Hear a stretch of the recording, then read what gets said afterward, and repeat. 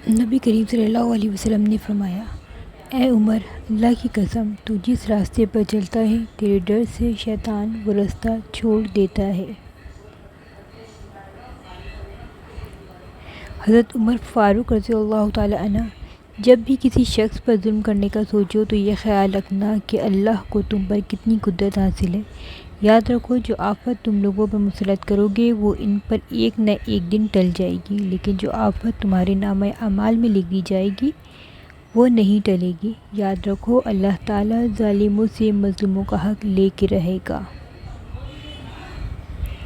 مجھے اس دن سے خوف آتا ہے جب کفار اپنے باطل پر ہونے میں فخر محسوس کرنے لگے اور مسلمان اپنے ایمان پر شرم محسوس کرنے لگے۔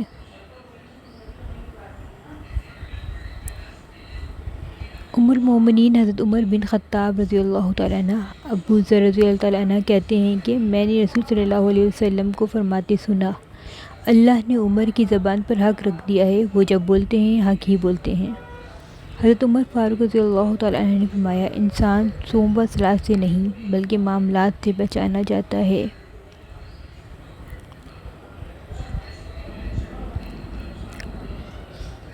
فاروق اعظم رحمۃ اللہ علیہ نے فرمایا: آپ صلی اللہ علیہ وسلم نے فرمایا: اے ابن خطاب، اس ذات کی قسم جس کے ہاتھ میں میری جان ہے، اگر شیطان تمہیں کسی راستے پر چلتا دیکھتا ہے تو اسے چھوڑ کر وہ کسی دوسرے راستے پر چل پڑتا ہے۔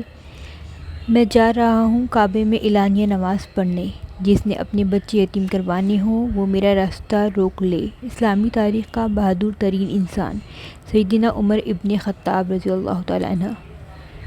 رات کو عورت اکیلی جا رہی تھی۔ سیدنا عمر رضی اللہ تعالیٰ عنہ پوچھتے ہیں: اے عورت، تجھ کو اکیلے سفر کرتے ہوئے ڈر نہیں لگتا؟ تو عورت کہتی ہے: یا تو عمر کا وصال ہو گیا ہے یا عمر آپ ہی ہو، ورنہ عمر کی خلافت میں کسی کی جرأت نہیں عورت کی طرف دیکھے بھی۔ جس نے رب کے لیے جھکنا سیکھ لیا وہی علم والا ہے، کیونکہ علم کی پہچان عاجزی سے ہے اور جاہل کی پہچان تکبر ہے۔ حضرت عمر فاروق رضی اللہ تعالی عنہ۔ جو شخص اپنا راز چھپاتا ہے وہ اپنا اختیار اپنے ہاتھ میں رکھتا ہے۔ حضرت عمر رضی اللہ تعالی عنہ۔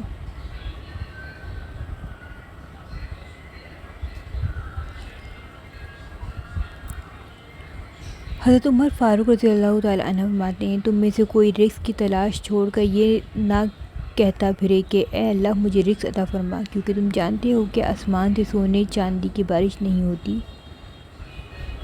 اگر سادہ یا پرانے کپڑے پہننے سے عزت میں کمی آتی تو 17 پیبند لگی قمیص پہننے والے حضرت عمر فاروق 22 لاکھ مربع میل کے حکمران نہ بنتے۔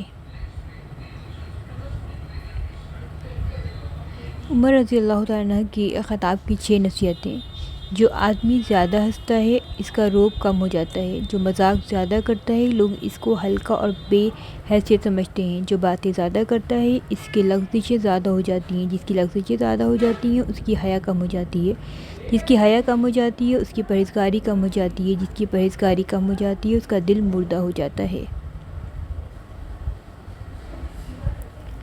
سیدنا عمر رضی اللہ عنہ کبھی کبھی کسی بچے کا ہاتھ پکڑتے اور اسے کہتے: میرے لیے دعا کرو، اس لیے کہ تم نے ابھی تک کوئی گناہ نہیں کیا۔